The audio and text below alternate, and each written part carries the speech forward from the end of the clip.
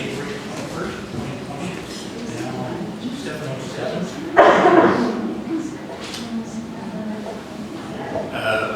I'm Mayor Pro Tem Mike Remington. Mayor Ockerlander, our mayor, is unable to make it here tonight. She had an emergency she had to attend to. So with that, we'll go ahead and move forward. Clerk, could you do it? Let's stand for the flag salute, which I'll lead this evening. I pledge allegiance to the flag of the United States of America and to the republic for which it stands, one nation, under God, indivisible, with liberty and justice for all.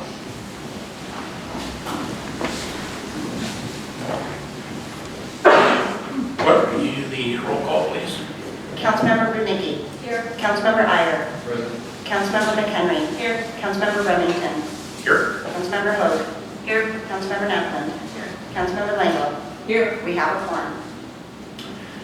Our first item under addition or correction to the agenda, please add payroll for January 20th, 2020 in the amount of $182,885.37. Claims for December 31st, 2019 in the amount of $197,638.78. Claims for January 21st, 2020 in the amount of $308,837.44. Prepaid amounts for January 16th and 19th, 2020 in the amount of $14,695.22. Under consent agenda, please remove January 7th, 2020 council meeting minutes. City clerk will ask for amendment to the minutes. There was an incorrect total on that item. And the last item, please add a new item, approval of the minutes section directly after the consent agenda.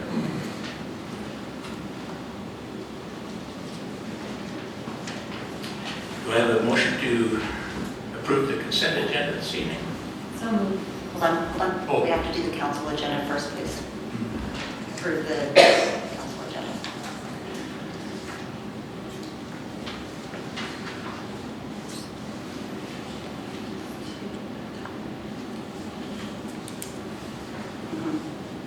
Is there anyone from the council who wants to speak this evening? I just wanted to check on that first. None. So adoption of the council agenda this evening. Move to adopt the agenda. Do I have a second? Second. All approved? Aye. Anyone opposed? Motion passes. Under the consent agenda, just requesting approval of the consent agenda this evening. I move we approve the consent agenda. Have a second? Second. Any opposed? Motion passes. We forgot to ask for ayes, I'm sorry. We forgot to ask for the ayes. All those in favor? Ayes. All in favor, say aye. Aye. All opposed? Motion passes. So what you get when you have a mayor pro tem that doesn't do this stuff. So I feel a little bit like my first day of kindergarten. By the way, I would say thank you to our city clerk, Jody Wyckoff, who just does such an outstanding job meeting after meeting, keep us on track. Tonight is an excellent example of how staff really helps us get through. Are there any comments for the audience? We have to do the approval of the minutes first. Oh, the approval of the minutes first. The new section. So I needed to make an amendment to the January 7th minutes. We just had a mathematical error when we were calculating the claims, so I have to record in the minutes what is said out loud, even if we find out later that it was incorrect. So officially, I have to request an amendment to those minutes.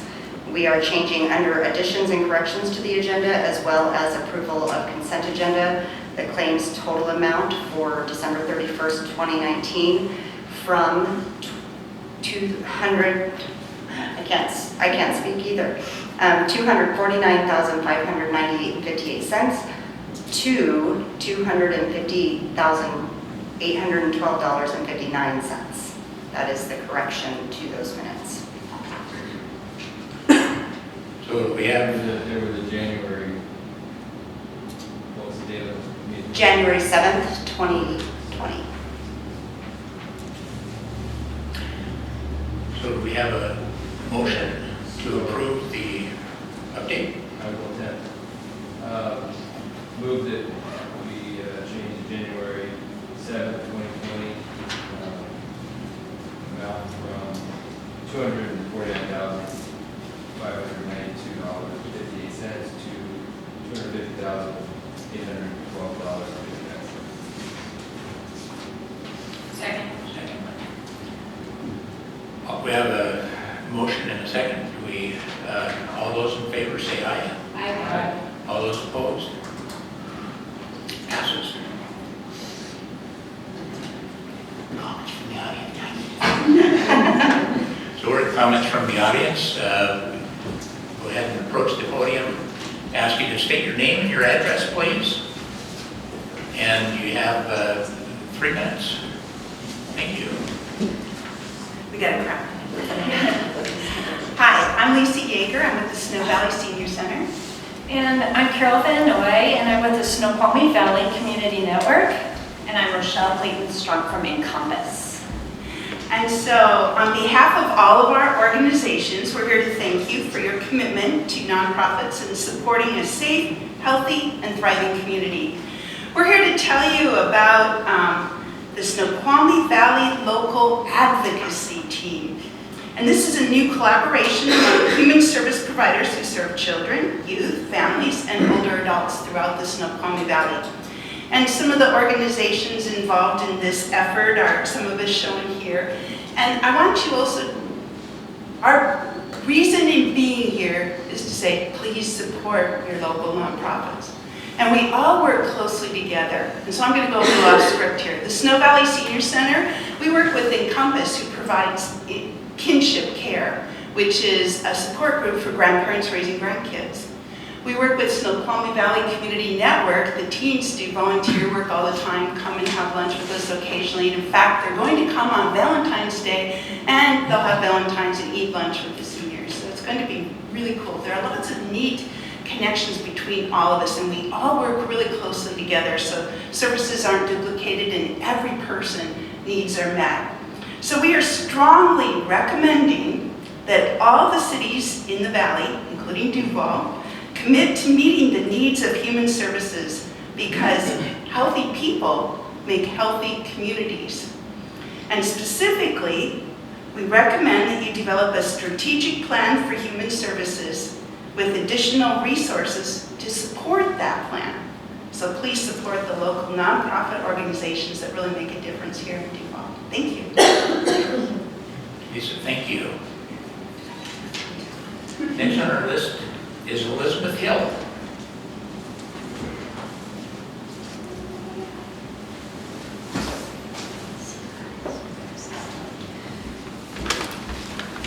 Hi, I'm Elizabeth Hill with Duval Foundation for the Arts. My address is 11514 West Lake Joy Drive.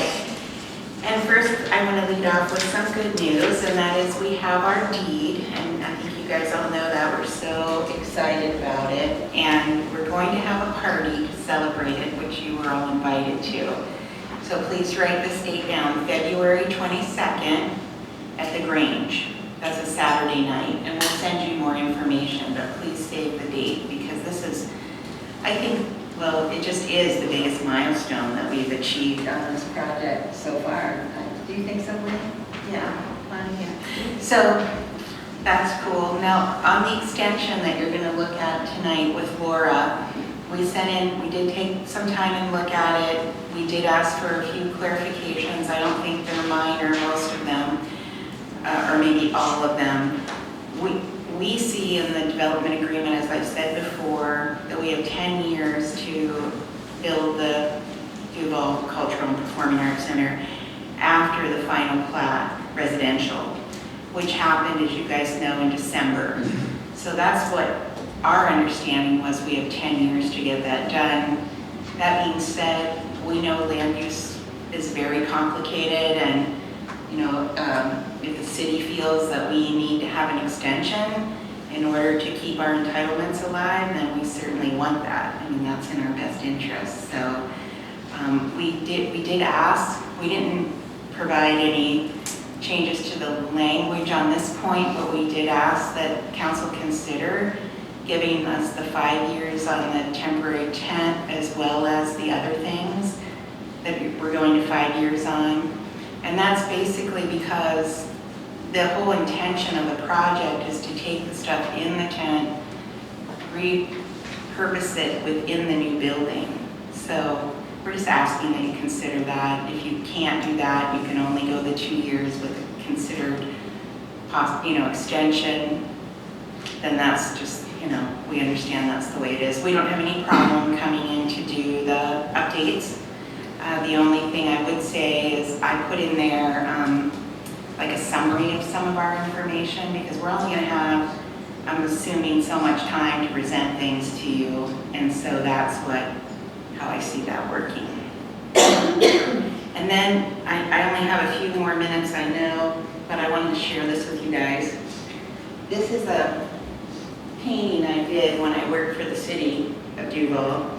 In 1998, I did this painting, and I did it for the council then, because they were frustrated that they wanted to get so much done, there wasn't enough money, they didn't have enough staff, and so this painting is called Bandwidth, to kind of show you can get a lot done, but you kind of have to go along in a measured way together and be a team, and it'll happen.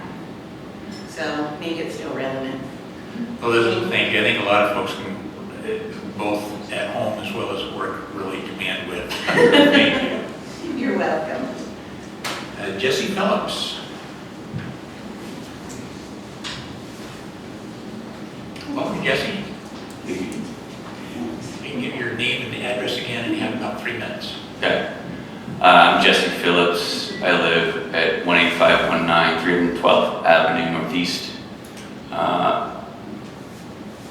here in Duval, and I'm here to ask for your ongoing listening and support as we develop the Duval Food Forest over next to the Doherty Farmstead.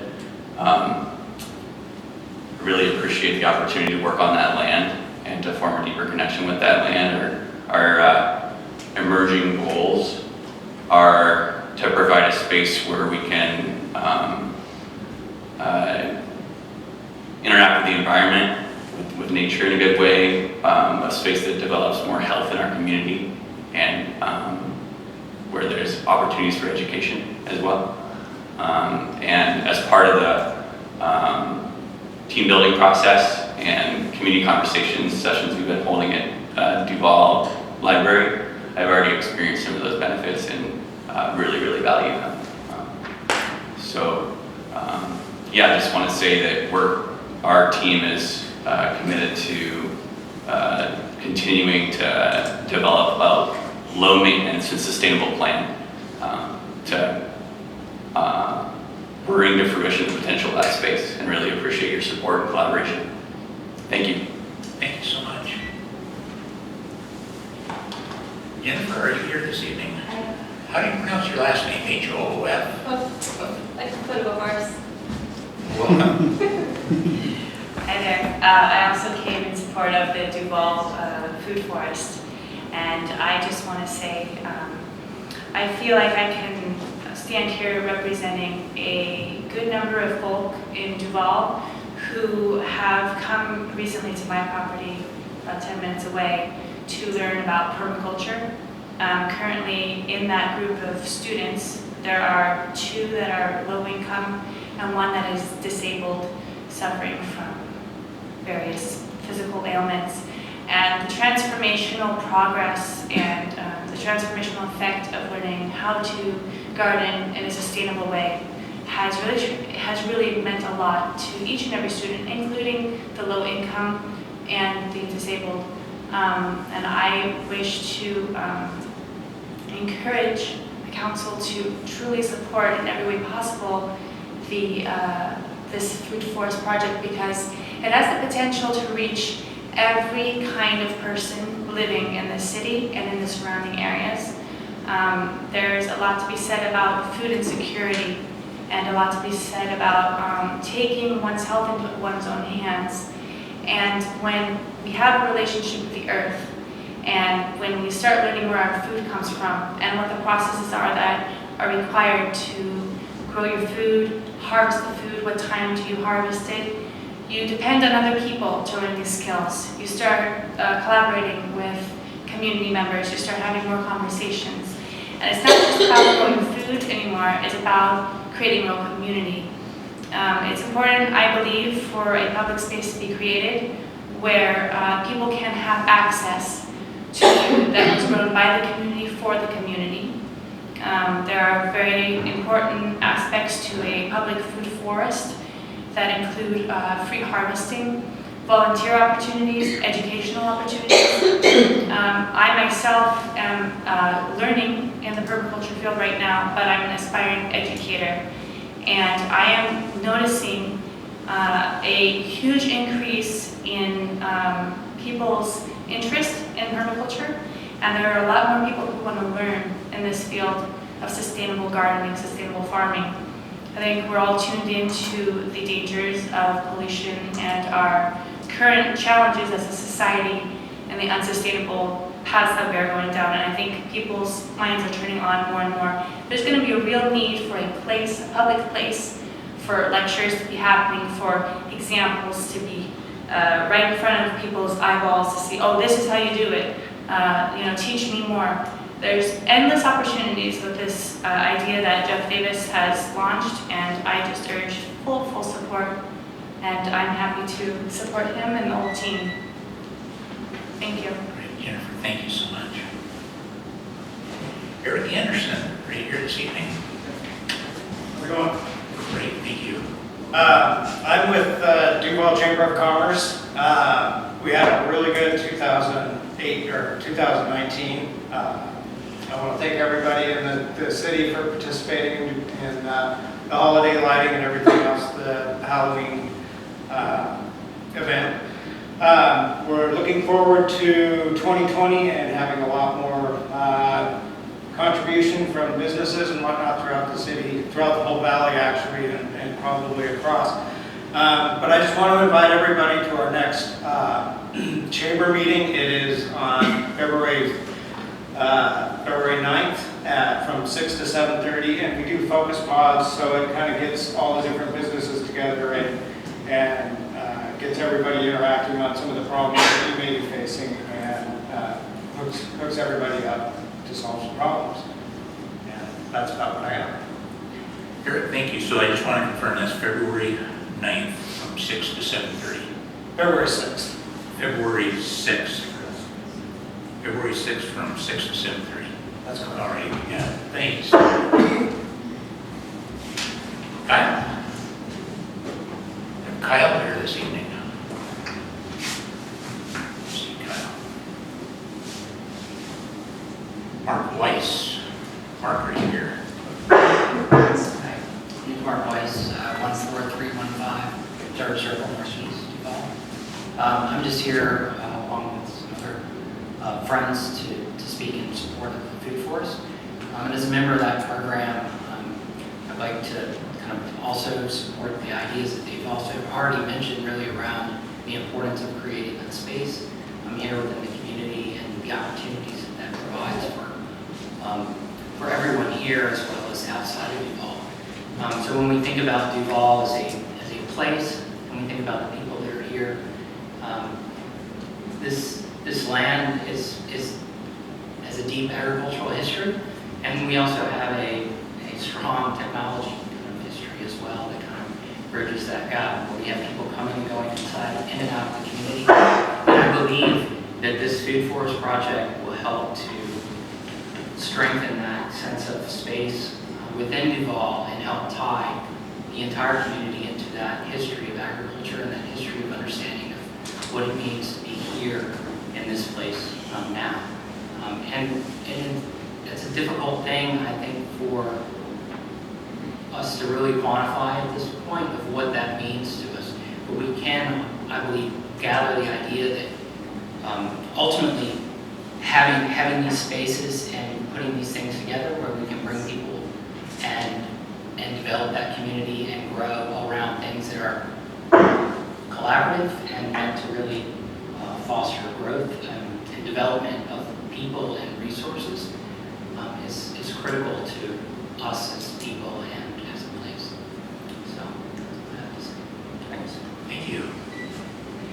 Well, those are the only one we had here, but I wanted to open up. Is there anyone else who didn't sign up that'd like to speak this evening? My name is Richard Bowman. I live at 27127 Northeast Stewart Street in Duval, Washington.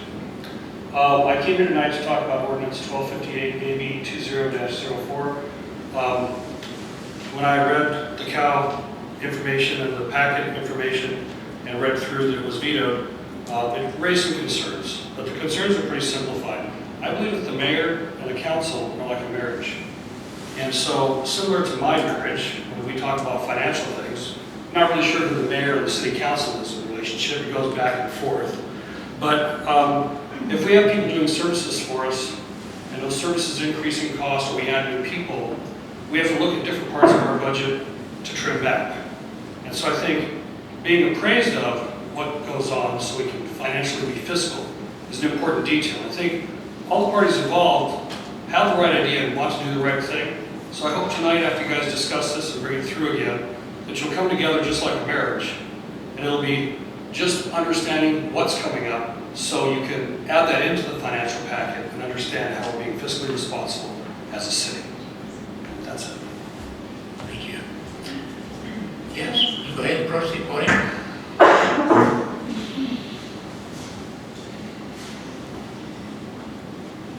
Hello, I'm Carol Van Noy, 31719 Northeast 115th Place, Carnation, Washington.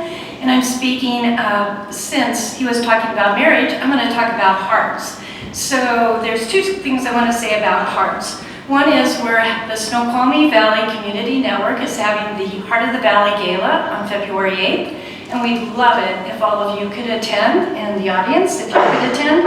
It is our biggest fundraiser of the year to support our programs. The other thing about hearts is Rotary right now is selling hearts, and I actually bought my first heart, and I'm super honored to have done that. And I hope that all of you will consider supporting that effort as well. So thank you for the marriage discussion, and took it to heart. So, and Mike, I used to forget to take the vote all the time. Thank you. Anyone else in the audience like to speak this evening? Okay, seeing none, we'll move forward. Under our scheduled items, we have the mayor's report, and because the mayor is not here, and I'm not sure what she might have been speaking about, we'll move to the next item, council reports. I did not see any hands from council that wanted to speak this evening. Our administrative report. We don't have an administrative report this evening. So we have no administrative report. When you're new on this really is nice. It just, you see how efficient I am. King County Fire District, bail me out. Chief. I do that. So Chief Burke with King County Fire District 45. So good evening, Mayor Tim, or Pro Tem and Council. On behalf of the Fire District, Happy New Year. Glad to see everyone. A couple little updates for you going on with our organization. We'll start with calls. December was an average month. We finished with 92 calls. But the important note to that was that it was a record-breaking year for us, and we wound up with 1,175 calls for service in 2019, which is about 43 more than the previous best, that was 2017. An interesting note is that we didn't have any significant weather events that yielded a lot of calls. So this was spread out over the entire year. You know, in the past, the Hanukkah Eve windstorm where we had like 38 calls or whatever, we didn't have anything like that at all. It's just been a very steady stream all year long. Going into January, here we are, and we've got 84 so far this month, which January is typically a slow month. And again, even though with the weather, we didn't have a large amount of calls based on the weather. We had calls, but nothing to the magnitude than what we had back in the windstorm. So we're busy. Related to calls, I'd just like to compliment the city. We went through the snowstorm last week, and I'll tell you, we're getting better and better at it. And we met collaboratively with all the city departments at a weather briefing in the morning that aligned with NOAA's weather forecast. And so representatives from the police, Public Works, Mary had made one of those on one occasion. And we go through the weather forecast and we talk about our shared plan for what our actions were. For example, where the plows were working, how effective they were being, were there any blocked intersections, power lines, safety stuff, all of those types of things. And what's important to you and for the community to know is that collaboration takes place, and we are much better at what we do when we work together.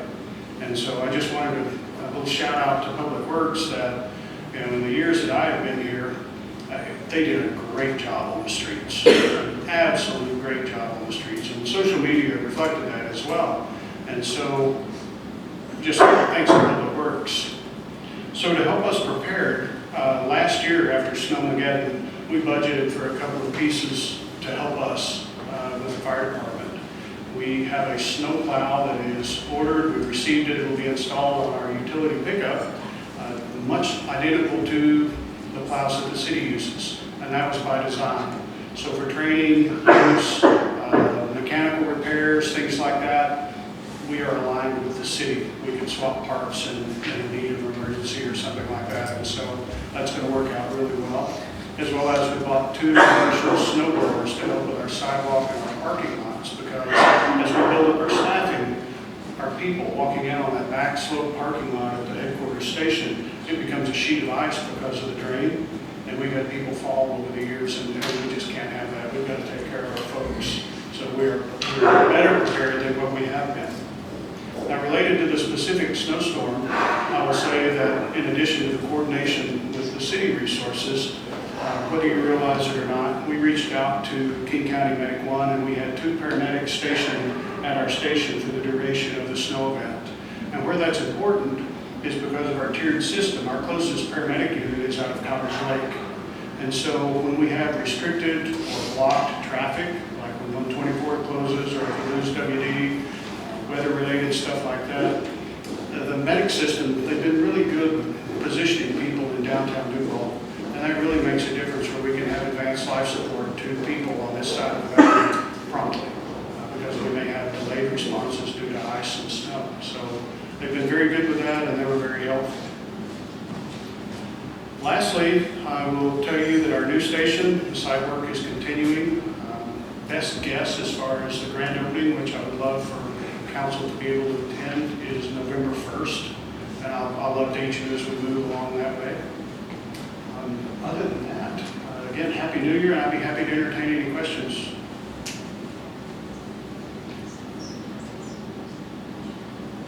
Thank you, Chief. We really appreciate you being here, especially all the hard work that the crews put in during the snow. I know there's always a challenge with that. We get a lot of comments back, both about our Sean Public Works, but a lot from the fire service as well. Thank you. I'll tell you what, we are so fortunate to have the relationships, and it really makes a difference because there's good people in the city. There really are. And I'll tell you a quick story, if you don't mind indulging me. You know, when the community comes together, it's not just the people that wear uniforms. They're not just city employees, not fire department, or any of those things.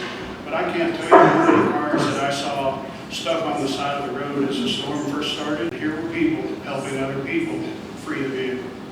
You know, and that's why I'm here, right? I mean, it really is. So I love the community, and I appreciate what it does. So thank you. Chief, thank you. Our next item is our public hearing, Riverview School District 10% annexation. Oh, we do have presentations first. I'm not that efficient getting it. We do have presentations this evening. The very first one is with Jeff Davis, Community Garden.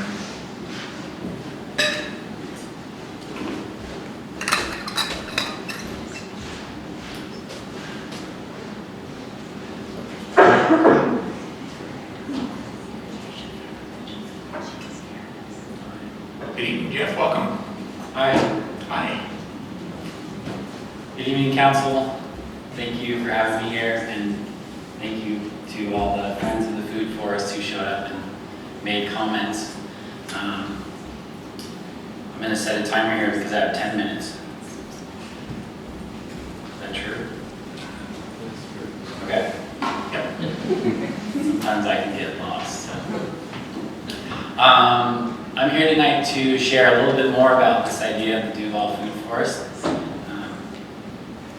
I'll start with a brief introduction about myself. As you know, my name is Jeff Davis. I moved to Duval in August, and prior to that, let me step back a moment. So, how did I get to this place? The last decade of my life has been committed to land stewardship, and that's looked like 5 years in an environmental education center and community garden type setting, and then the following 5 years of actually on the ground land stewardship, and that's design, installation, and maintenance of ecological landscapes, small urban farms, backyard gardens, rainwater harvesting systems, all of these things that help us live a little more sustainably on the earth. So, moving to Duval in August, I connected with Kyle Koch, who was the previous owner, or not owner, sorry, the previous leaseholder of the land that we're talking about next to the Doherty Farmstead. I had been a part of the project that he had started to get going. I helped put fruit trees in the ground there a couple of years ago. And he told me that he was passing off this land, that he needed to go on and do other things. And I had this idea, spark. I put the call out to the community through social media, through flyers around town, and people responded.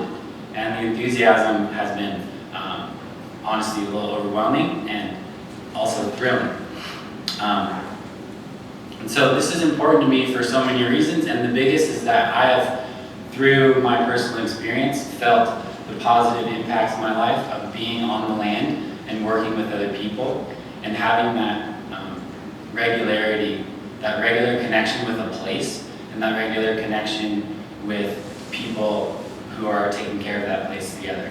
That has changed my life and continues to, and so the opportunity to provide that opportunity for other people, I think, is one of the biggest motivators for me.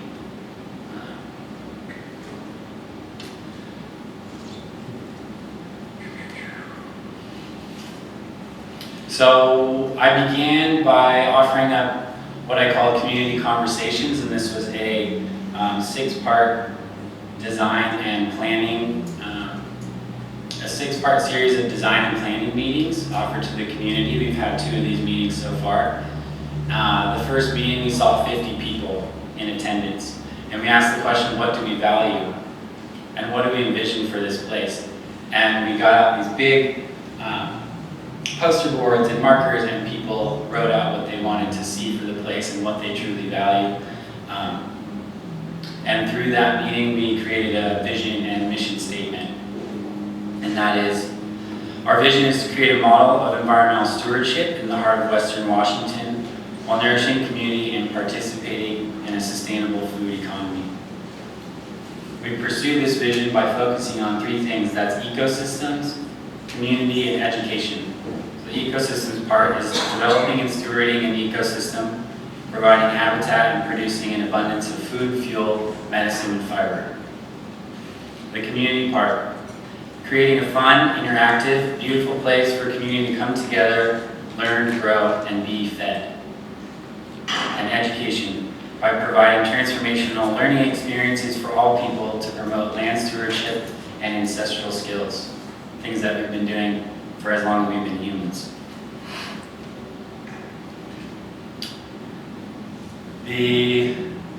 Similarly, through these meetings, we have come up with a design plan. It's a conceptual plan. We have the second of what will probably be many. And this is that big pie in the sky dream. 5 years from now, 10 years from now, this is what we hope this place can look like. There are... You're passing? Can I show you?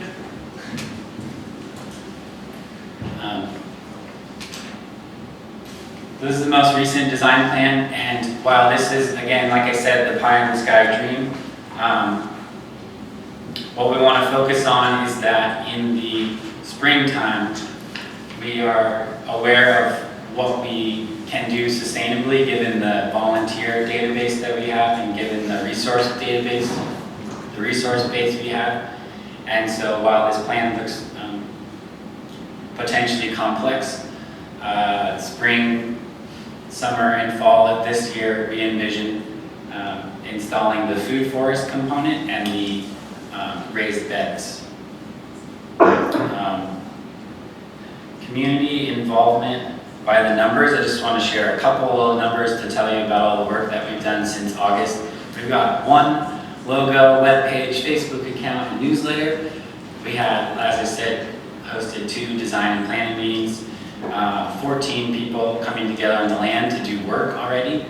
We have 70 newsletter subscribers, 110 participants in these workshops and meetings, over 200 plant species in pots and ready for us to put in the ground, and over 220 Facebook followers.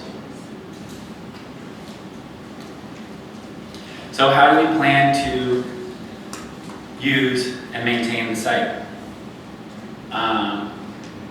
The big picture is that imagine this as an edible public park. So whatever people do in a park, they can do that here, and they can find some food. Community gardening, and that comes in the form of tending the actual food forest together, and also the raised beds, which are more or less, maybe you heard of pea patch, so raised beds that people can rent out as their personal plots. Also, this can be a space for educational workshops, field trips, and other special events. How do we maintain the site? Well, for one, through regular garden days. This is once or twice a month. We come together, say it's every first and third Saturday, come together on the land, work together from 9 to 3, eat lunch from 3 to 4. The community gardeners who come to the site will tend their personal plots and surrounding areas that they use. There'll also be maintenance provided through the hands-on educational workshops that we offer,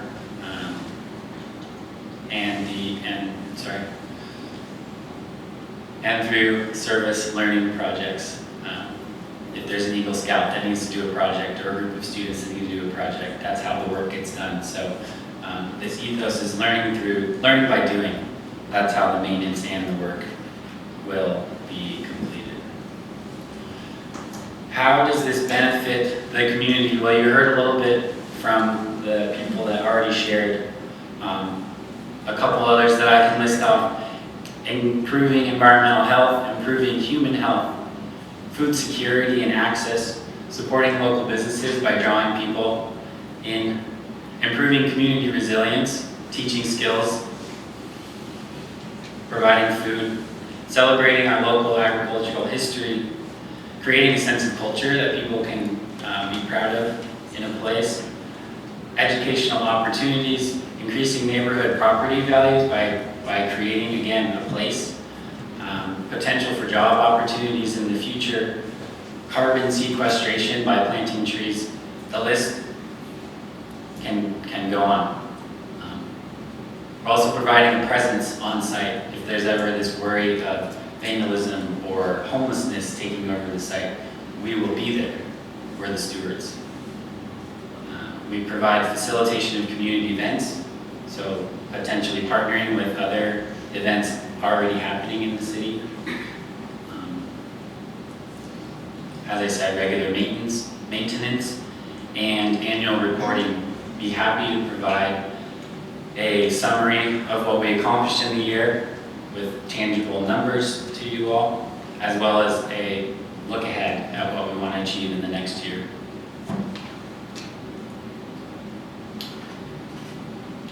And in exchange for these benefits, we do have a few requests of the city and city council, and that is to have permission to use and manage the site as I described. Permission to host these events, field trips, workshops, a written contract, support in obtaining any necessary permits particularly around structures, and a 5-year lease with option to renew. And I understand that these are somewhat vague, but I'm starting here.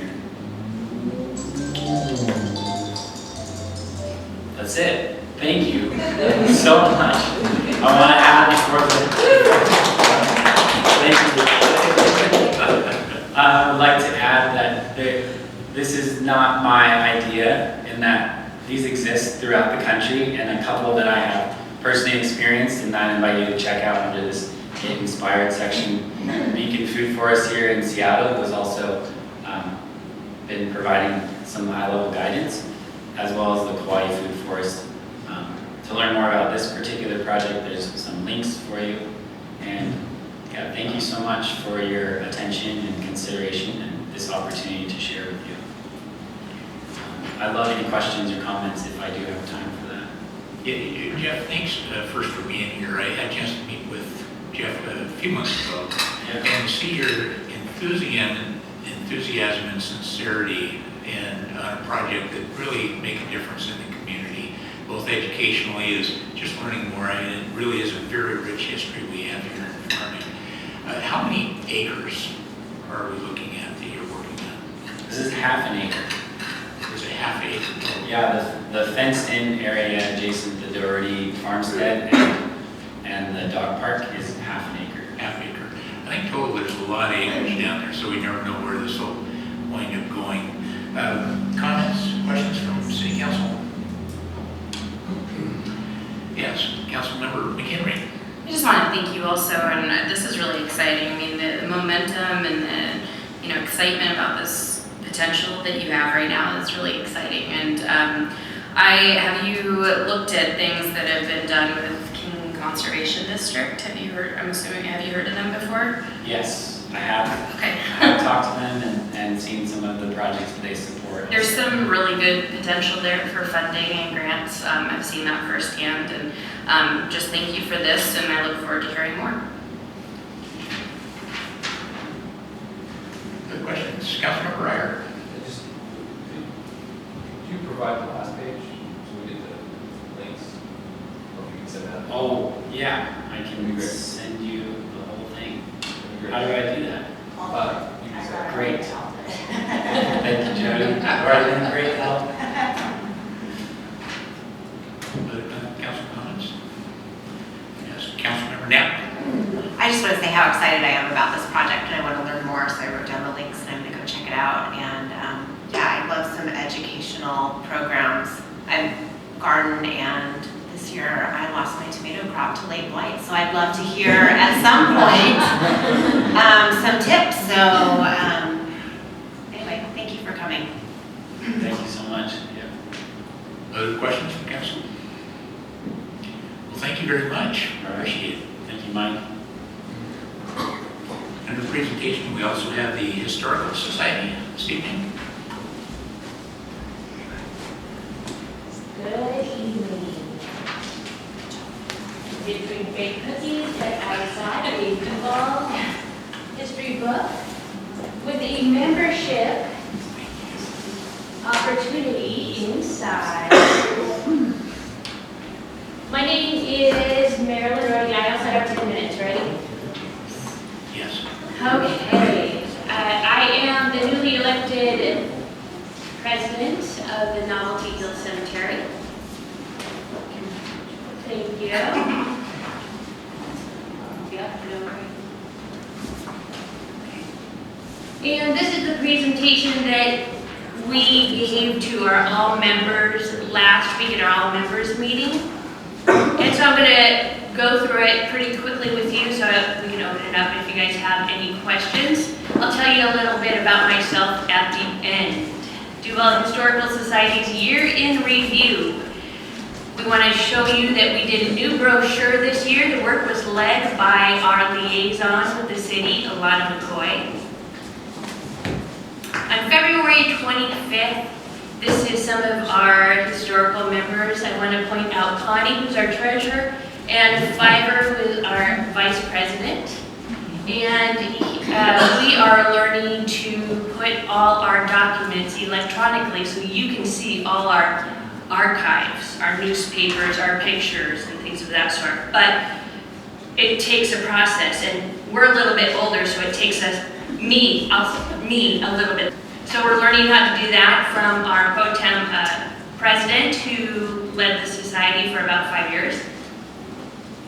And then on March 4th, we had a program for the community. We talked about history of electrification. So we had a member from the Upper Valley come to Duval and give a presentation in the Visitor Center. March 4th, this is another Duval historical member, and we did a spring pruning workshop at the Doherty Farmstead. This is Greg Giuliani, he's been around forever. And this fall harvest was picked by local scouts and donated to local food banks. So we know the ground is great, Jeff. In April, we have a monthly business meeting, and we had 3 new folks that moved into the town of Duval and showed up and said, hey, I want to volunteer. And so in April, we had their first introductory board meeting. And then at that same time, Lisa Allen, if you know that name, she used to work for the Valley View. She was the editor. She retired. And so she took over our Wagon Wheel publication. And what's really great about that is that our Wagon Wheel is still in production. We have a pretty good expert knowing what she's doing. And we also have Nicole, who had moved here a year ago, who is a self-employed writer, and she's contributing to the newsletter. So it's a really great place where longtime locals can intermingle with new residents. Then May 11th, Novelty Hill Cemetery. We worked in partnership with Novelty Hill Cemetery. We did a historic headstone spring cleaning and community picnic, and that may seem weird to have a picnic at a cemetery, but I'll tell you that's what we used to do in the good old days. May 19th and June 23rd, we partnered with an Upper Valley resident who does stories, and so it's called the Haunted Walking Tour. The first one was May 19th and it sold out, and so he did another one, him and his wife, did another one June 23rd, it sold out, and he donated his income to the Duval Historical Society to help us in our archiving processes. So then we have June, Duval Days Parade. We were in the parade. We hadn't been for the last couple of years, but we have this great lady here, Ruth Bellamy. She will be 93 on February 3rd. She lives up the hill on Cherry Valley Road. I had not been in the parade in a really long time, so I had to put that bottom picture in because I was like, that is a huge crowd. So at that same night, once we got done with the parade, we had an open house at the Doherty, and we invited people. We had Jacina, who was from the Wilderness School, and she was out front showing people how to tan hides, and in the back we had a resident, we found her from the Duval Homestead group, and she did spinning and weaving. So we also partnered with Carnation 4th of July Parade. We collaborated with our neighbors, Told Historic. And just so you know, that is not my Letterman's jacket. That is my last name, but it's my sister. She was a cheerleader, so we used hers. And then in July, we took the Doherty house, and we have these wonderful paintings by a pioneer artist named Ralph Taylor, and we got to put those up on display at the Doherty house for our guests to see the visual history. And then we had a great time, July 28th, we had a Jug Band Fest at the Doherty House in collaboration with the Duval Cultural Commission. And what that looked like is we were celebrating 1968's piano drop. And so we had this band, it's the center picture there, and we had a great audience. It was very diverse, all ages, all demographics, and every day it was really warm. Also want to say to Rocky and Efies, they provided the hay bales for us to sit on, so that was great. Then September 17th, we had another program. This time we partnered with the King County Library System as well as For Culture. And so we got to tell the community about pioneering and taking the wagon before the train was here to get us west, how pioneers traveled via wagon. September 24th, we hosted Savor Snoqualmie quarterly meeting at the Doherty Farmstead. What that means, the Savor Snoqualmie group is all the historical societies up and down the valley and collaborate so we can know what we need to do and share ideas. And Savor Snoqualmie really sponsors us, and they allowed us, they granted us a 6-foot sign with a trail of all the haps, the great arts, the trails, the good eats, the great places to take pictures from North Bend to Duval. So that travels with us now to the events that we go to.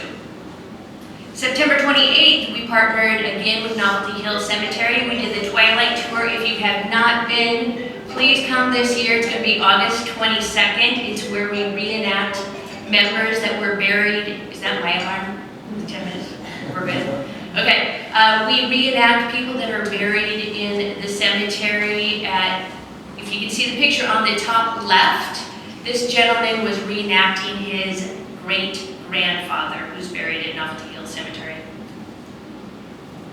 October 10th, at the Doherty Farmstead, you know, that building was built in 1888. It was moved up in 1909, and I think it's been collecting junk in the basement ever since. So, October 10th, a few of us, and you can see Connie there, we were collecting things, finding objects, and trying to decide what to do with them. November 2nd, we did our strategic planning meeting, which we do on a yearly basis so we can plan out our next 4 years. We can also review and audit what we've done and see if we are meeting with other historical societies that we're doing what we say we're going to do. November 5th, we did a Reader's Theater. We did that in the Visitor Center, and that's where Not Forgetting the Forgotten War was a program based off Duval and Monroe Korean War veterans, and we took their stories and we had actors acting them out. November 12th, we partnered with we visited the Pat Harris Trilogy Children's Hospital Guild in Trilogy. If you've never been, amazing place. But we got to talk to this group and tell a little bit about the neighbors down the hill. Next picture is of volunteers that we've gotten this year. We have 2 Cedar Crest graduates who have come back to us that want to help us archive, as well as a new resident. She came from Kentucky and she worked in their library system in their history department. Anyway, she's helping us archive as well, because it's not just throwing things in boxes. December 6th, we joined you guys at the Duval Christmas tree lighting, and usually we're in the depot, hidden in the back, trying to stay warm by the fire, but we were up by the fire station looking at the stage, and we sold out of books, and we had old Christmas ornaments from the previous years that we sold out of, and it was a great time, and people did not know we had existed. So we know that being in the public really helps us out. And it was amazing. So everybody was asking, well, where are the 2019 Christmas ornaments? And I said, hello, we're a historic society, come back next year. Right? December 19th, we got a call from a 3rd grade at Stillwater Elementary. And so I got to give a speech about the history of Duval to the 3rd graders. And I'm pointing out, if you can see that orange arrow, I talked about generation growing up in Duval, and lo and behold, on the left-hand side is Alana McCoy's granddaughter. She's a 3rd generation. And then we had a little boy in the middle there that's also 3rd generation. So that was neat to see. Ongoing projects that we're doing, technology and website is managed by Kimberly, and she's a past president. We have oral histories that are being captured by Janet Kohler, and that is with our pioneers. We're tracking them down and having 2 hour conversations with them. And finally, we're finishing up exterior painting of the Doherty House facilitated by Alana. Ongoing partnerships. I want to compliment Jeff. I have him in the lower right-hand side. Duval, the Doherty House is a great venue for small groups to meet. We are also partnering with the dog park. You know, we are having, putting in a dog hitching post. So when people want to come visit us at the Doherty House on Sundays from 1 to 4 between May and September, they can park their dog. And also we have projects for scouting troops all the time. They did our kiosk 2 years ago. Finally, a little about me and why I'm here. That is my great-grandmother on the first Woman Council of Duval back in the 1930s. She is in the picture on the left-hand side, she is the right-hand woman. Her name was Cora Roney, and so she got to be a part of being the first woman council. And so as you can kind of see, Duval history is important to me. I am fourth generation. My dad and parents are still alive and I'm taking care of them, but it's my duty to inform you and ask you the question, what kind of ancestor do you want to be as a council person? You know, I want your grandkids and your great-grandkids to sit here and say how proud they are of you as I am of my great-grandma. So, thank you. Questions?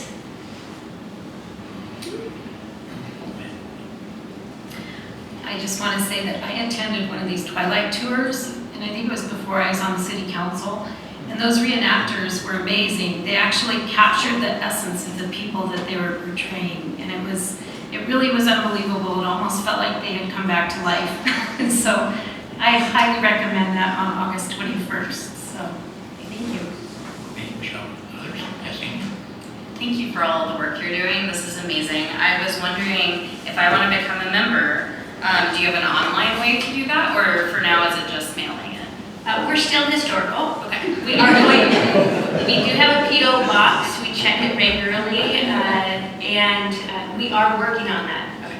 Yes. It became apparent at Christmas time when we were selling our books that we could have sold them a lot quicker if we had had a square. Yeah. And so I did present you in your books is one of the books published and sponsored by Duval Historical. Inside the book is a pamphlet for the Duval Historical Society, the Novelty Hill Cemetery. And again, let me reiterate, we would love your membership. And what comes with the membership, you get to see us more often. You get to first know hand of our events that we're going to have, and we also know we lean on our members to help us build and archive the history that we're creating. So, thank you. Any other comments or questions from the council? Seeing none, thank you so much. We appreciate being able to have the booklet, but also opportunity to really encourage folks to join. It's a nice way, I think, for us to participate. And also, you know, it takes funds to make these things happen. And anyway, thank you so much. We appreciate it.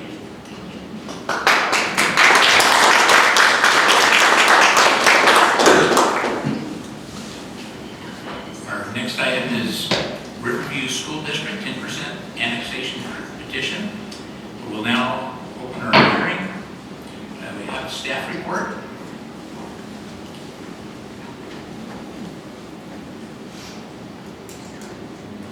Okay. I just, sorry.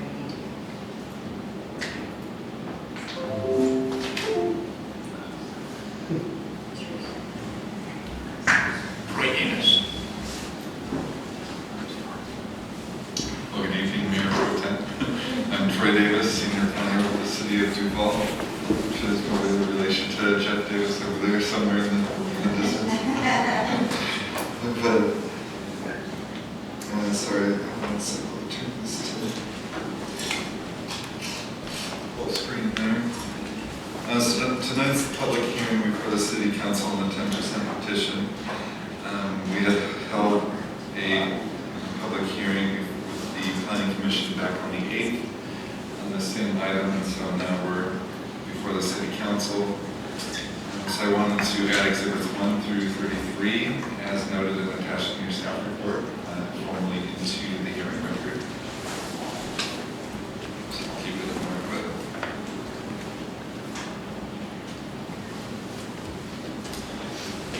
so this proposed area for annexation is a small 5-acre parcel just east of the existing high school up 150th.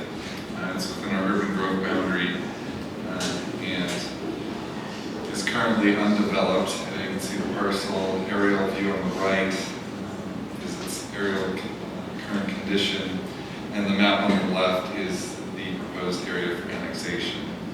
As you can see in the survey on the left, the annexation includes the adjacent right-of-way of Northeast 150th Street, and this is due to policies of King County to include adjacent right-of-ways in annexations.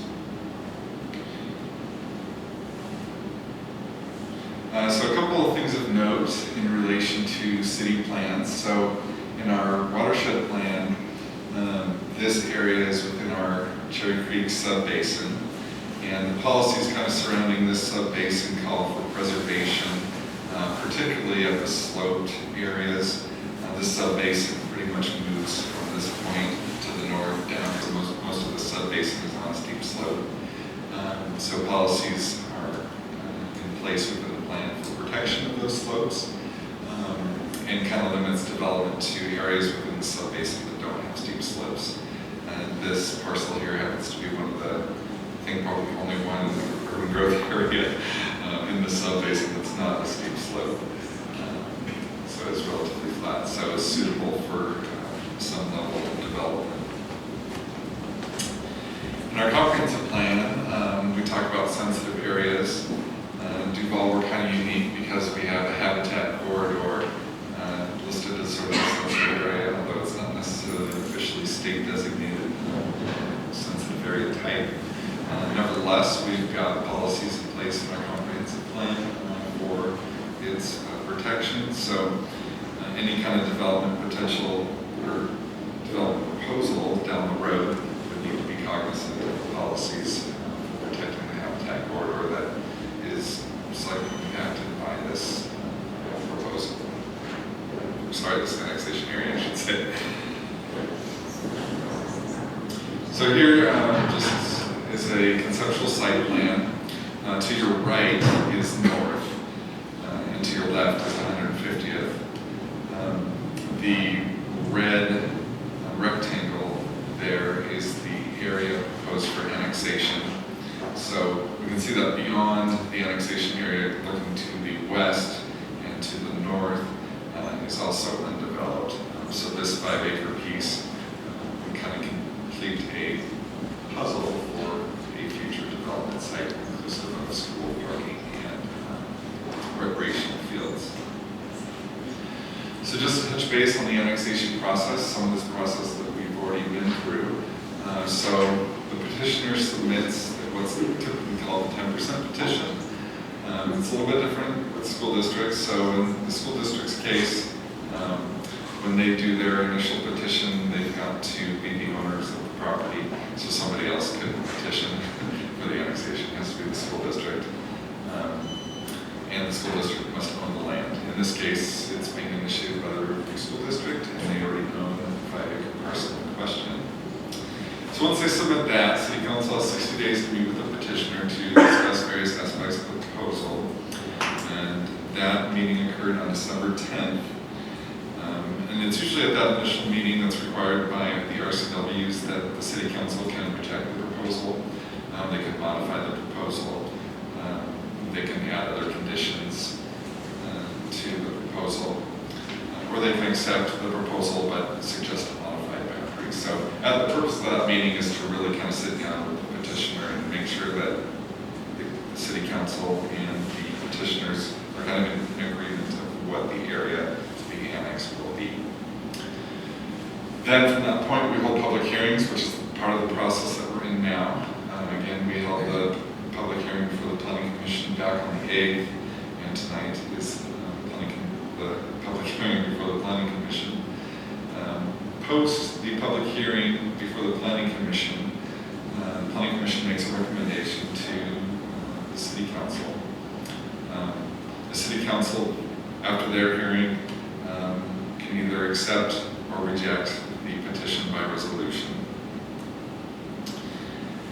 If the City Council opts to accept that petition, then the school district can submit what's typically referred to as a 60% petition. In this case, it's the Board of Directors petition, because it's the Board of Directors that has to say over the direction of school district property. And there's certain components within that petition that must be included that are listed there. Basically, you got your map, you have your signatures from the Board of Directors, you've got the terms, you've got the legal description, and so forth. And so once they submit that to the city, we hold another public hearing before the City Council to review that 60% petition or Board of Directors petition. And if the council accepts that petition by resolution, then we send the petition to the King County Boundary Review Board, and they take a look at the proposal, make sure it's in line with King County policies. They have their own kind of short process that they take the proposal through. Once we get approval from the King County Boundary Review Board, they send it back to us. The City Council holds another hearing, and if the council chooses, they adopt the proposed area for annexation by ordinance. So kind of a lot of process there, bouncing back and forth and holding hearings and whatnot. SEPA, so that's our State Environmental Policy Act. So annexations are categorically exempt from SEPA review. However, the underlying zoning of such property is not exempt. So a separate ordinance and another SEPA threshold determination comment period would be associated with the zoning for that property.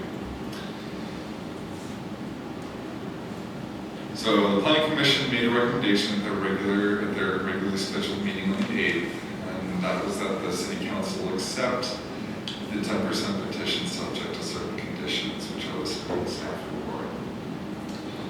And that concludes staff presentation.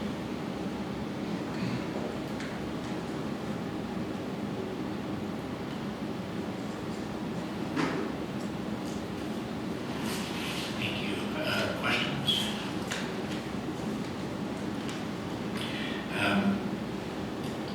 Do we have comments from Riverview School District? Not unless there's questions. Trey's presentation spoke for itself. We're also open for public comments. I have Eric Anderson down. I don't know, Eric spoke earlier. I don't know if Eric meant to sign up on this sheet as well. Doesn't look like it. Are there any other public comments this evening?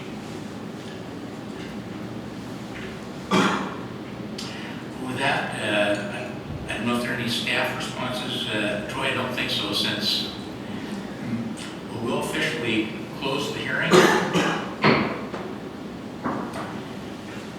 Our next item under new business is Agenda Bill 20-05, resolution approving the Riverview School District 10% annexation petition for discussion decision. Troy Davis. Hi, yes, tonight, if the council is ready, we have a resolution prepared and reviewed by the city attorney, ready for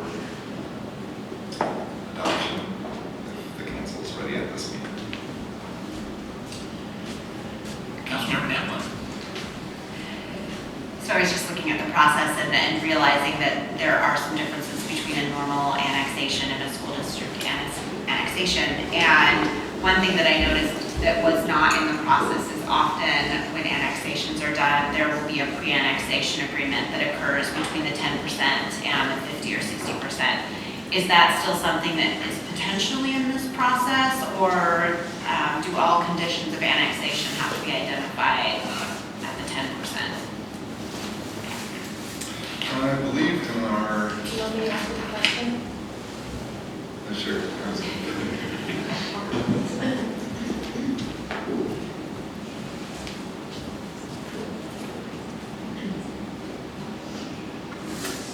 So, for the record, Laura Thomas, Community Development Director.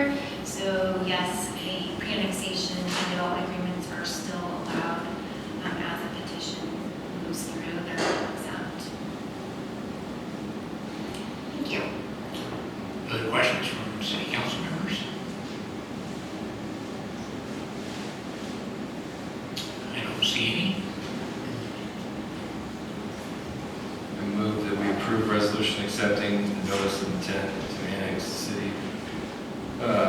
annexed to the city, the property known as the River School District Annexation Area, located in the North UGA area reserved of the city. We have a motion to approve. Do we have a second? Second. Motion been approved and seconded. All in favor, say aye. Aye. All opposed? Seeing none? Resolution passes. Item 2, Agenda Bill 20-06, Horticulture Grant Acceptance, Doherty Farmstead Roof Replacement for discussion or decision. Director Steve Laniszewski, that looks a lot like Laura Thomas. Good evening, Mayor Pro Tem and Council. I am standing in for Public Works Director Steve Laniszewski. I am familiar with this project because we talk about these things at development review committee meetings and also at our administrative meetings. And so this last year we completed the painting of the Doherty Farmstead, as you know. It's a very old historical building, but in general, it's pretty well intact from its original state. And so we, at being historic and designated on the National Register to do projects, it does take some process, and we're really lucky that we have Floriculture as a partner. We get a lot of resource and assistance by them. And so this evening, we're asking approval to authorize the mayor to sign the King County Floriculture Grant Award in the amount of $27,565 for the roof replacement at Doherty Farmstead. Staff has requested that out of Council Procedures 5.6 that we do essentially one touch so we can keep the project moving forward. We do have some money that's already budgeted that was in what we call R&M, so essentially maintenance. We'd like to move that $5,000 to capital, and it's identified as a fund source.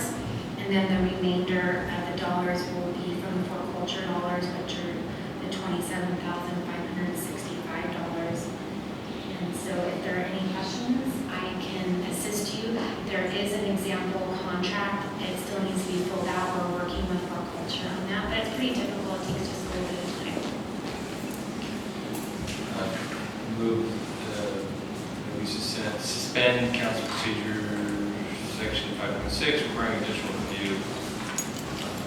Allowing us to approve this tonight.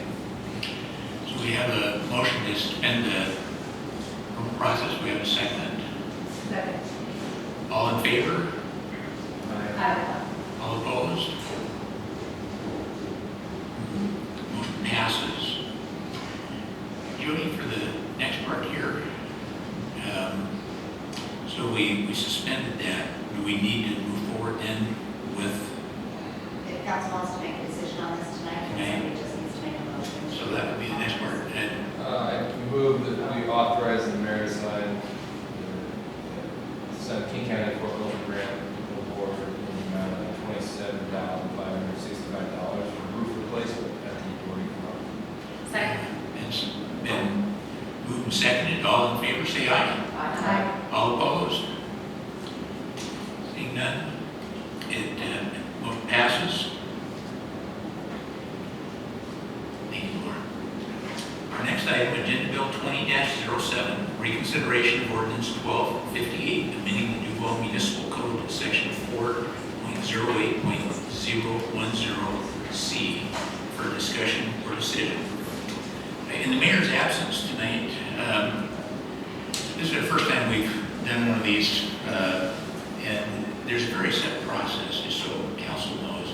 The mayor has an opportunity to make comments. I'm going to read some of these in.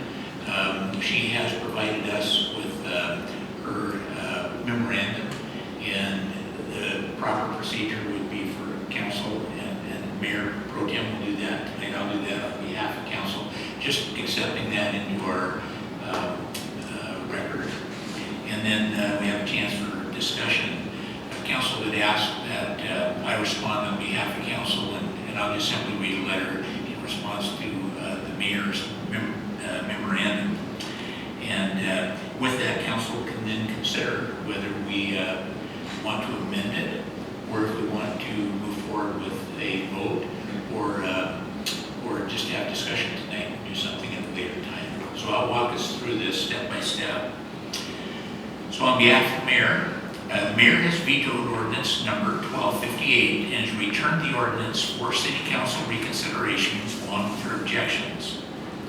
Now, as Mayor Pro Tem, council hereby enters the mayor's objection memo dated January 15th, 2020 into the minutes of tonight's meeting. And Jody, I know it was part of our packet, but if you'll make sure that that's an attachment with the minutes. So this is our chance for council to deliberate, and if council agrees, I'll go ahead and read the letter that we have. I'm going to pass this out so council has a copy of it here in front of you. Jody, I also have copies here, signed copies for the audience. Can I have you set this out and see if our community wants a copy and we're welcome to have one?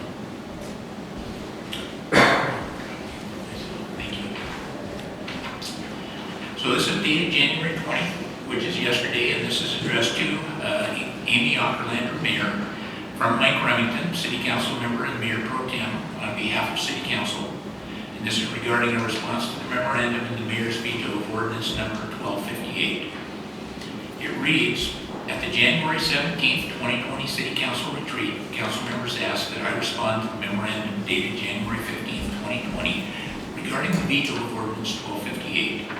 We are using this letter to respond and ensure the citizens of Duval are provided clarity on the reason council felt compelled to amend Chapter 4.08010C of the Duval Municipal Code.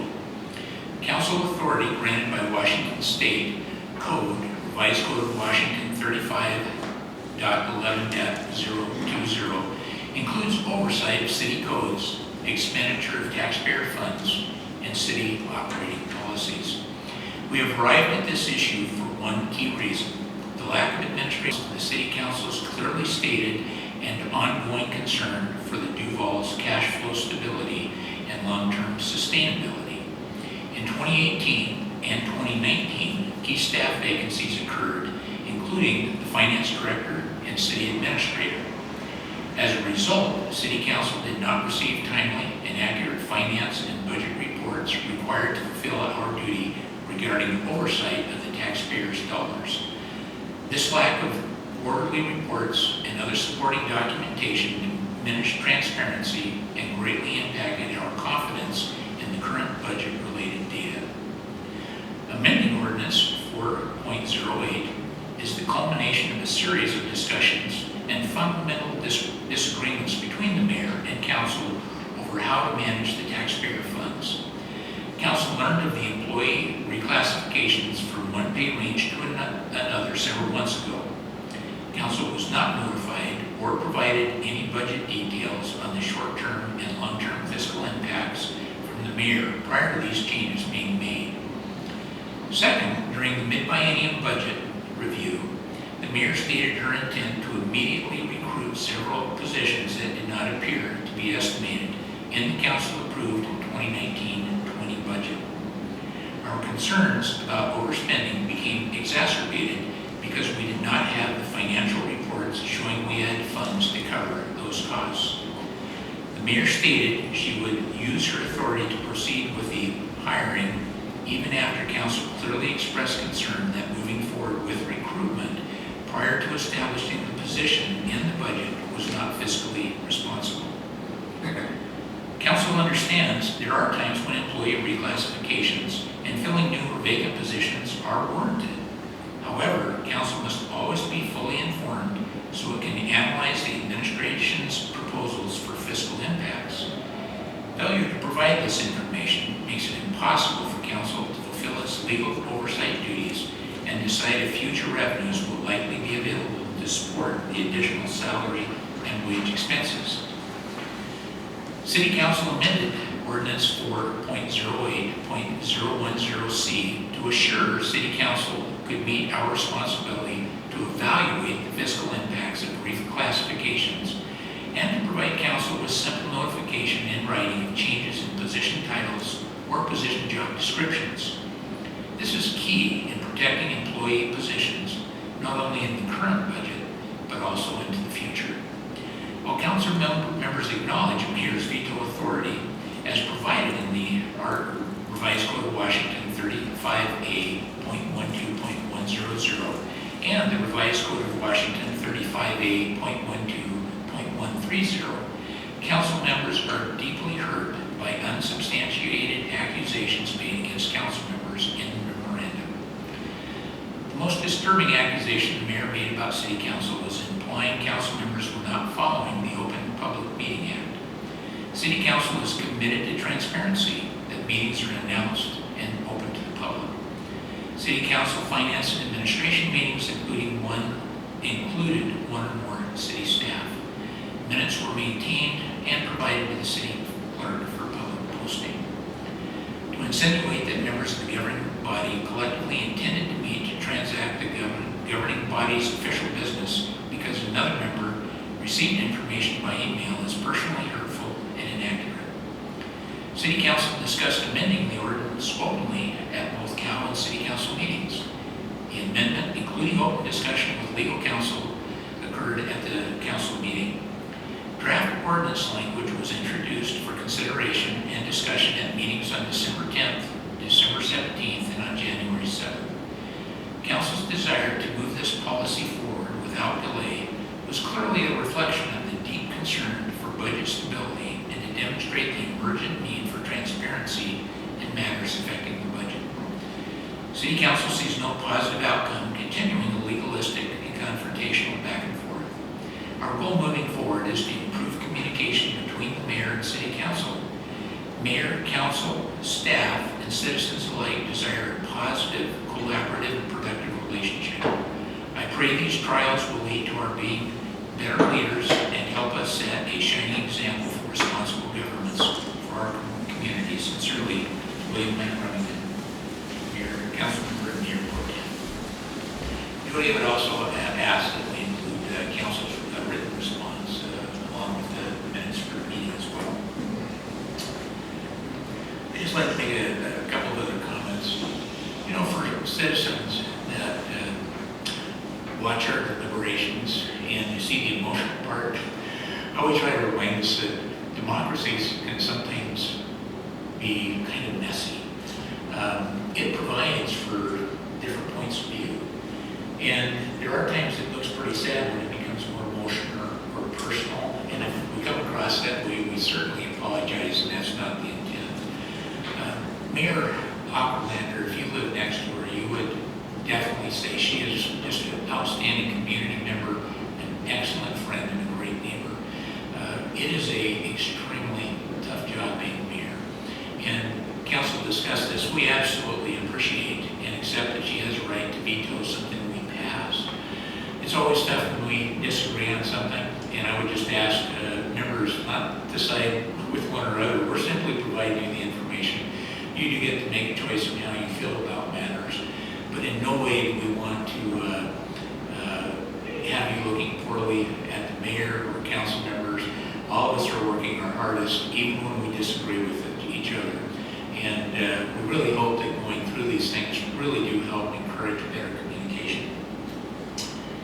So with that, if I have a motion from any council member on the agenda bill, if you would like to move that forward, or if you have an amendment.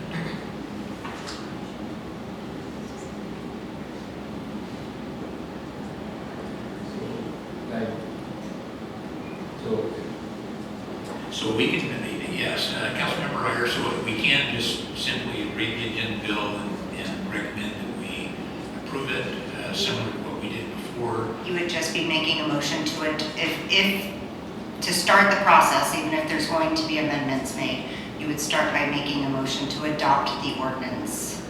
I move that we adopt ordinance 1258, amending Duval Municipal Code, section 4.08.010C. Is there any discussion?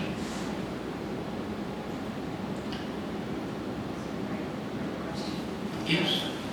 Councilmember Rudnicki. So we did move to pass this. Are we voting again to pass it again? Is that what we're trying to do? Yes, thank you for the question. So by law, when the mayor vetoes required to come back for reconsideration. And council at that point has the option to simply pass it again, or we have a chance to amend it, or we could just say we'll discuss it and we'll pass it on later. So we have several. We do have a motion on the floor to adopt the amendment, or to adopt the agenda bill. And so we have opportunity now to, so we've had Councilmember Byer bring forward a recommendation, and with the second, that would allow us to have a discussion and to vote. And that would include discussion that might lead to an amendment, if someone wanted to make an amendment. So this right now is really, so I didn't hear a second. So we had a recommendation to adopt this a second time. And just for those listening, when the mayor vetoes something and council brings it back and approves it, then it will automatically become law. The mayor can sign it if for any reason she says she won't sign it. It still becomes law, I believe, after 10 days, Judy. Yeah, well, actually, in this case, because it's already been vetoed, if council approves it as it stands and does not make any amendments to it, it will be valid with or without the mayor's signature. If council makes amendments tonight, that's, to the ordinance itself, it basically starts the process all over again. And then, if council chooses, votes no, obviously, then the ordinance is invalid.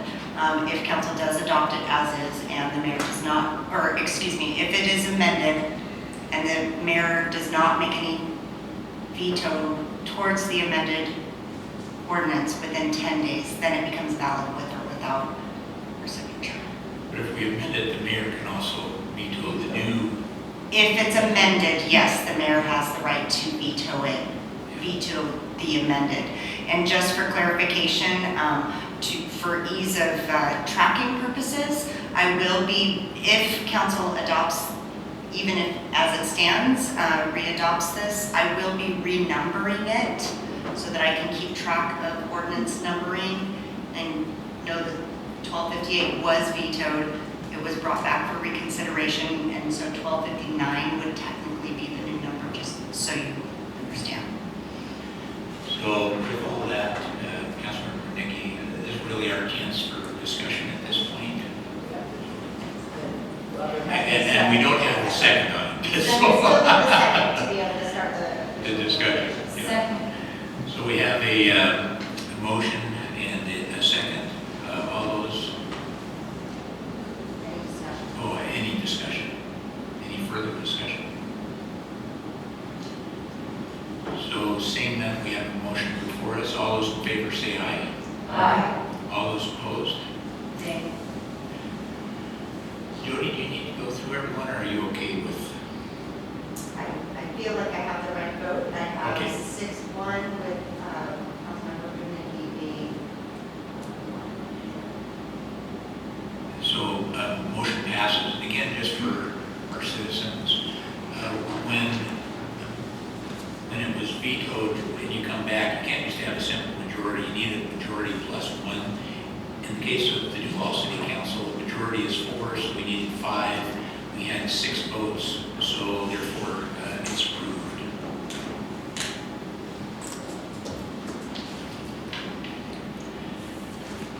Jody, I'll move on to the next one unless there's anything else attached to that. Okay, thank you very much. So under unfinished business, we have Agenda Bill 20-02, Agreement Extension, Duval Foundation for the Arts, formerly Agenda Bill 19-80, for discussion or decision. Dora Thomas. Good evening, Mayor Pro Tem, council, and members of our community and our partners today.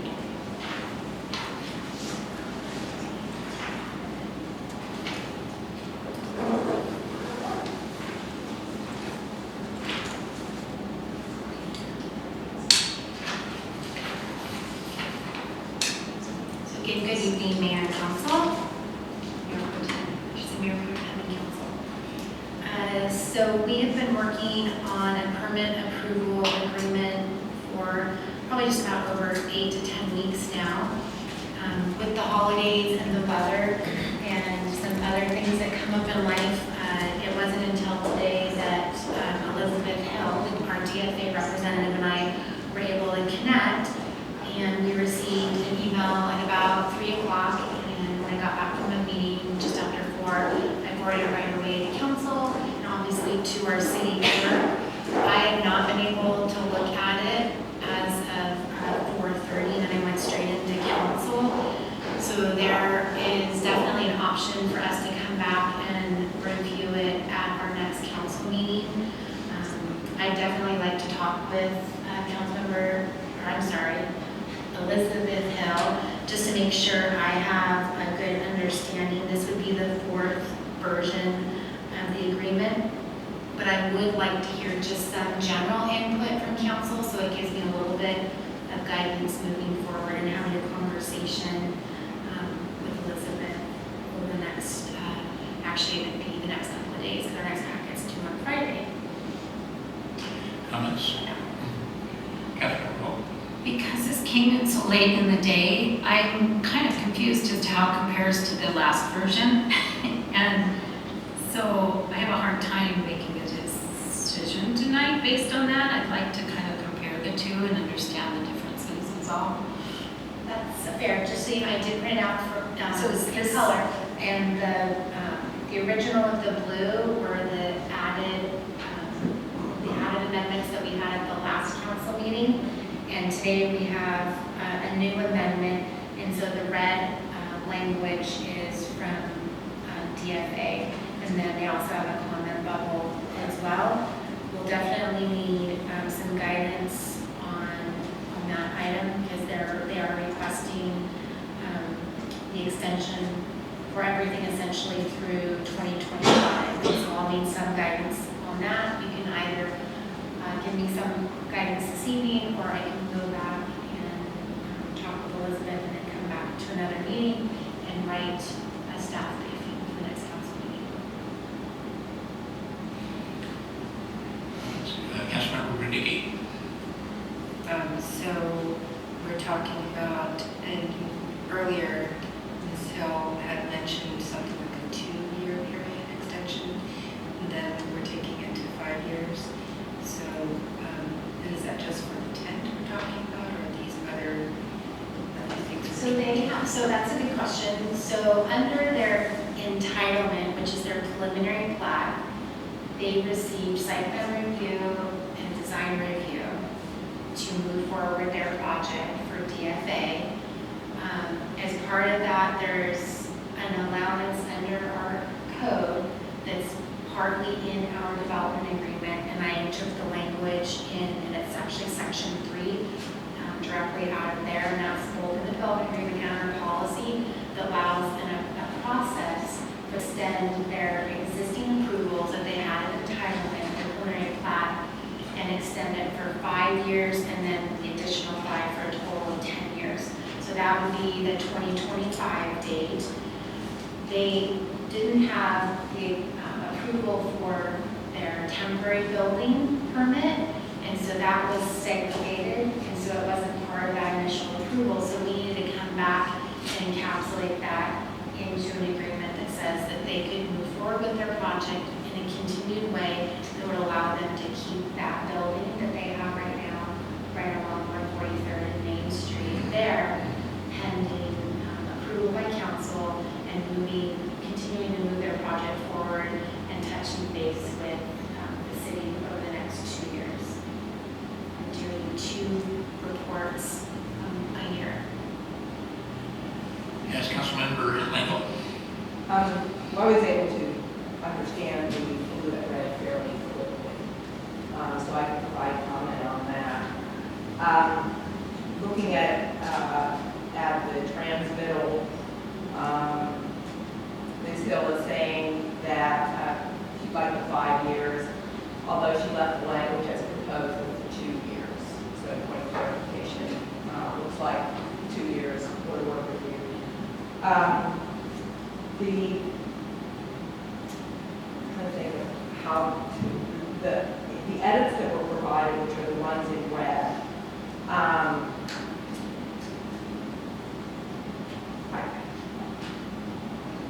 the ones that I'm most uncomfortable with is a summary of a business plan and a summary on the fundraising. And the reason for that is that the purpose of these items is for us to develop that partnership we talk about money. And so in order for the city to fully understand and endorse and advocate actively as opposed to passively, we have to understand the project in greater detail. And a summary of a business plan is not likely to give us everything we will need to get deeply in as an advocate. And I say that as coming from the perspective of having looked at a lot of business plans. The other part of it is by looking at your business plan in this context. If we're not approving or disapproving your business plan, it gives us a way to come together and actually strategize around the business plan and help make it successful. So the problem with summaries is they can be a paragraph. Well, let's hope that in 10 years this will all be done, right? Or in 2 years it's all done. But we always have to look beyond the immediate leadership and say this is something that survives regardless of what anybody else does. So the language that I would have the most hesitancy is on the idea of summaries. We really want to see those draft documents. And I've asked for them before, and at that time we didn't feel that you wanted to provide those. But I think if we're going to be a real partner, which we talked about, that we really need to see the documents to know the project is evolving and continues to be financially feasible. I would actually like to see opportunities for council to see those presentations, because one of the other things I recall early on you talked about was the need to develop the relationship with council. And so I would hope that as this project evolves, that it is a more enriched interaction. And for those of you my comments, that summaries are really a substantive difference. Coordinating to get the reports to council, I don't think that's earth-shattering. But I do think we want to see how deeply the project is evolving. And considering all of the years and investments, I think it's mutually beneficial, quite frankly. Other comments by council? Councilman Breyer? I like the idea of keeping it to 2 years. I think that keeps it fresh in the forefront for council members of the community, and that way it'll be back in the forefront in 2 years, and it's an opportunity for community engagement and to bring it back to the floor for council. Thank you. Other comments? Yeah.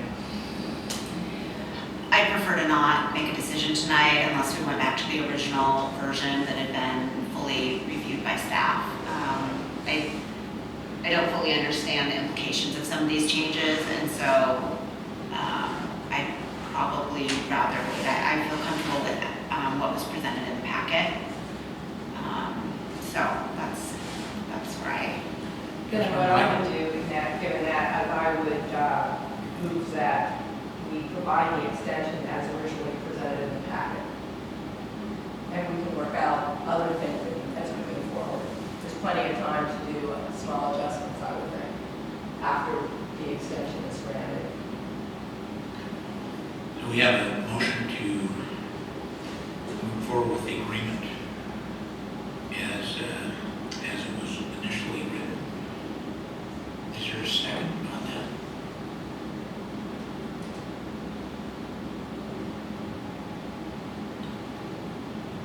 Yes, absolutely. Councilmember Ryder. To amend something like this after the fact, what would that entail? I would just bring it back to council as a pretty informal agreement, and so we could continue to work with DFA on adjustments. Yeah, I would second that. I did. Second. So we have a move to approve the agreement in a second.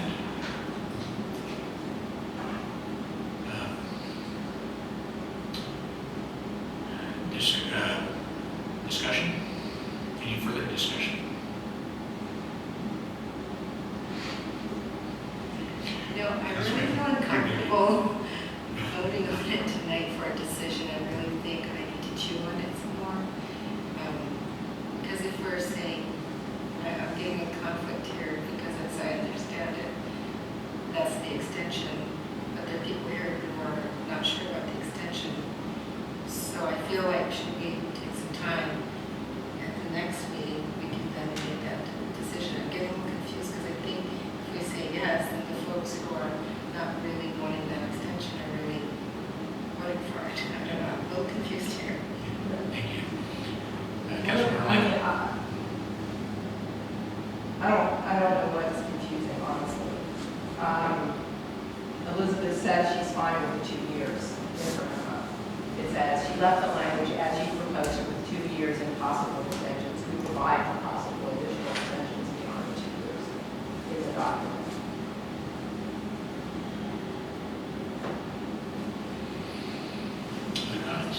Councilmember Natalie. I think the question that Councilmember Bernicki is bringing up is that at this point, we aren't sure that DFA is comfortable with as it stands in the packet, and that is what initiated potentially the request for changes. So going back and rejecting those requested changes and passing it without having a discussion is what you're uncomfortable with.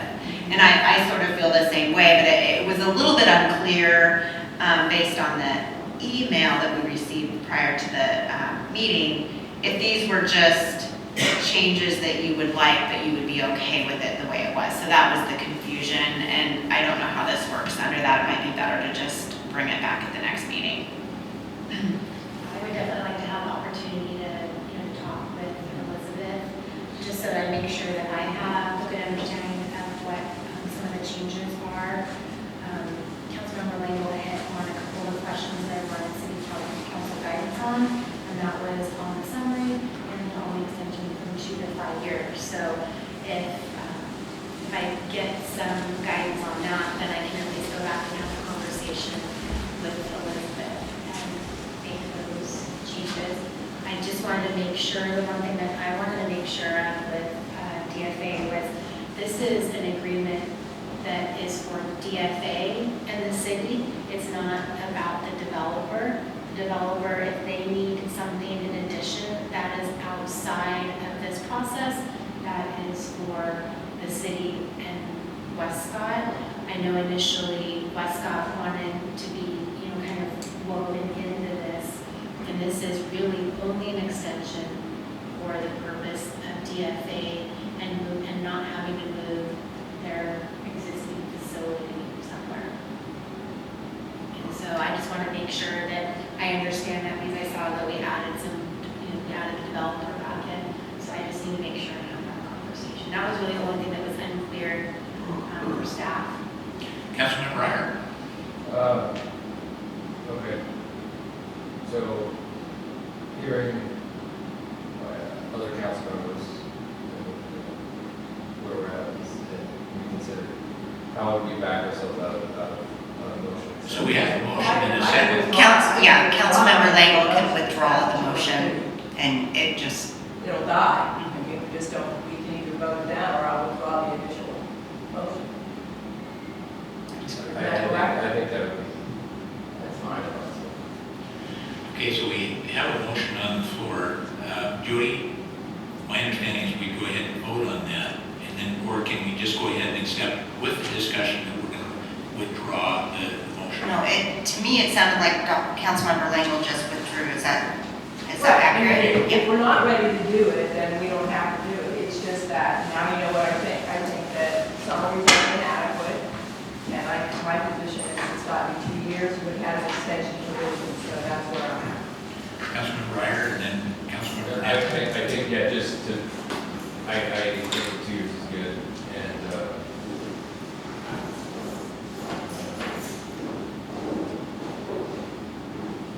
I'd be concerned about the summary, what that means in terms of how that changes. Councilmember Knapp. I just want to echo that. I know you like to have direction. Sometimes we end up being a little hazy up here and it's difficult. So I would prefer a little more robust amount of information than just, a summary is very difficult to determine what that means. So, thanks. Councilmember McHenry. I just want to say I look forward to hearing back, after you've had time to look through it, and I echo some of the concerns as well. Councilmember Hope. I'm not in favor of the red changes in paragraph 5.